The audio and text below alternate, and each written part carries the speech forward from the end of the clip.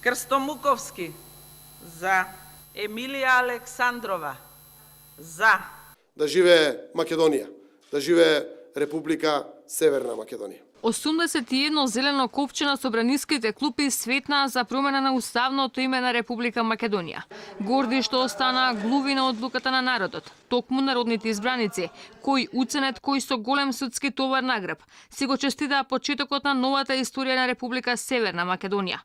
Возот за Европа и НАТО го фативме, сега на ред повторно сме биле ние, вели премиерот. Мора напорно да се работи за да се заслужи новото име. Да сватат граѓаните прво од устата на премиерот за сериозноста на одлуката која ќе донесена во нашиот парламент. Договорот стапува на сила од која ќе биде ратификуван и во грчкиот парламент. Примената е јасно опишена внатре. За меѓународна употреба стапува веднаш. За домашна употреба со отварање на поглавијата не повеќе од 5 години опишено е детално. Но дефинитивно тоа е решението кое што го прифативме.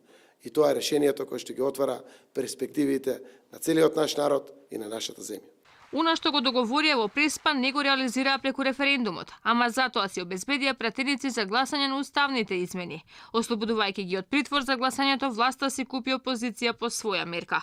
Септемврискиот референдум беше јасна порака за власта дека народот нема да прифати бришање на Македонија, ама според најоптимистичките прогнози на власта се продаваше како триумф.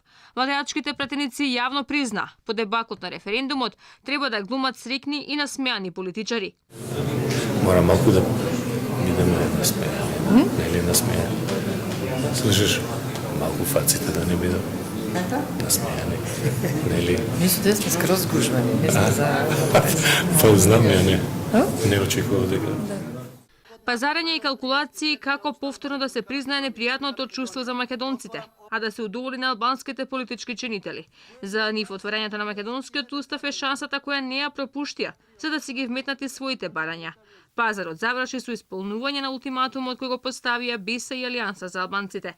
Ништо помалку не е поштедена ниту историјата. Документите кои ги покажуваат корените на македонската државност се бришат, наместо манифестот се впишува прогласот, ама за цена на тоа се додава и охридската рамка. По ратификацијата и во грчкиот парламент, веќе ниту историските учебници нема да сведочат за тешкиот македонски пат до слободата.